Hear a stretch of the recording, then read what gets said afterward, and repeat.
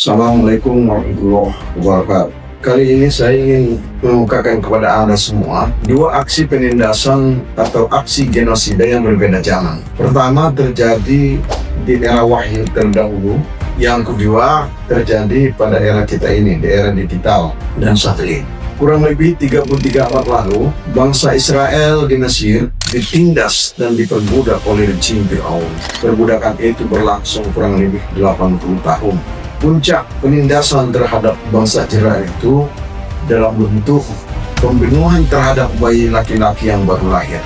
Jadi suatu bentuk aksi genosida, pemusnahan etnis di era Wahyu.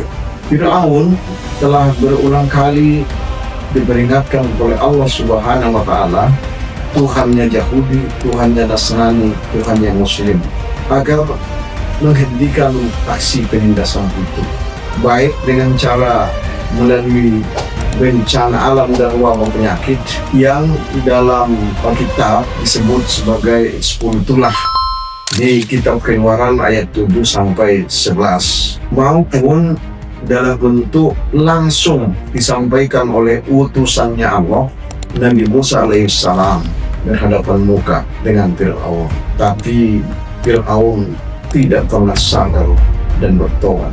Sampai pada puncak penderitaan bangsa Mesir dengan bencana wabah dan penyakit itu, Firaun akhirnya meminta tolong kepada Musa agar bencana dan wabah ini dihilangkan dari mereka.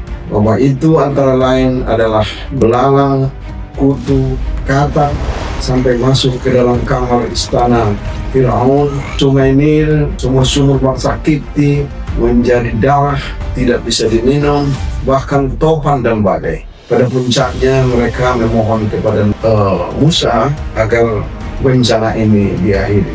Ya Musa, ulana rabbaka bima ahida indak, lain kasabta anna rizza lanu'minanna laka wa lanursilanna maka bani Israil. Wahai Musa, mohonkanlah bagi kami kepada Tuhanmu berdasarkan perjanjian kenabian yang telah Dia buat denganmu. Jika engkau menghilangkan wabah ini dari kami akan benar-benar beriman kepadamu dan akan membiarkan Bani Israel pergi ke Palestina bersamamu.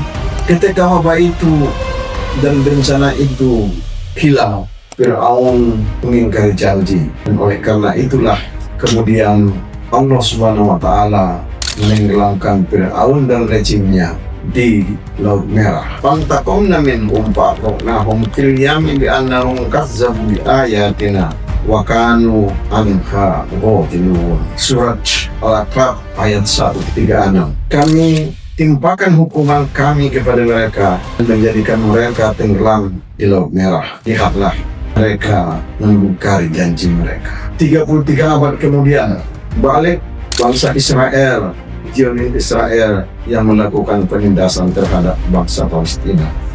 Aksi penindasan itu telah terjadi kurang lebih 78 tahun.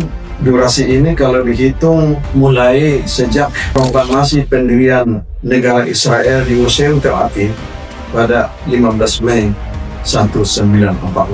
Puncak dari penindasan itu terjadi 2 tahun terakhir di Gaza yang oleh Mahkamah Internasional dikategorikan sebagai aksi genosida, aksi pembunuhan etnis. Dan aksi ini bisa dikatakan lebih sadis dan biadab daripada apa yang dilakukan Firaun, karena rejim Netanyahu tidak hanya membunuh anak-anak, juga membunuh dalam rahim ibu, juga membunuh kaum wanita yang menjadi sumber regenerasi. Netanyahu juga sudah diberi peringatan dalam berbagai bentuk, mulai dari serangan Blitzkrieg Balik Al-Aqsa 7 Oktober 2023 yang membuktikan bahwa Zionis Israel tidaklah sedikdaya seperti diberitakan oleh media-media barat.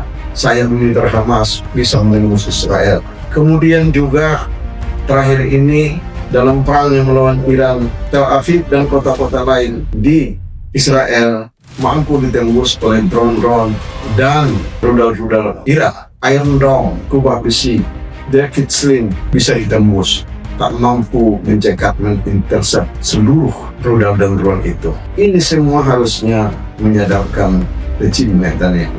Mari kita lihat dalam kurun waktu 2 tahun ke depan ketika 80 tahun aksi penindasan ini, apa yang terjadi. Tuhan berfirman, "Walladzina kazzabu biayatina sanastadrijuhum min haitsu la ya'lamun wa umli lahum inna kaidi matin." Surat Al-Qur'an ayat 182-183. Adapun orang-orang yang mendustakan pesan-pesan kami, akan kami jadikan mereka direndahkan, dihancurkan secara berangsur-angsur tanpa mereka sadari bagaimana itu bisa terjadi. Memang sementara kami beri tenggat waktu kepada mereka, tapi ingat, kata Allah, rencana halusku sangat teguh, lebih dalam dan jauh. Ini bisa disimak di dalam buku Malapetaka Global, sebuah buku putih yang memaparkan tentang perjalanan menuju Perang Dunia Ketiga dengan Napoleon. Demikian, wassalam.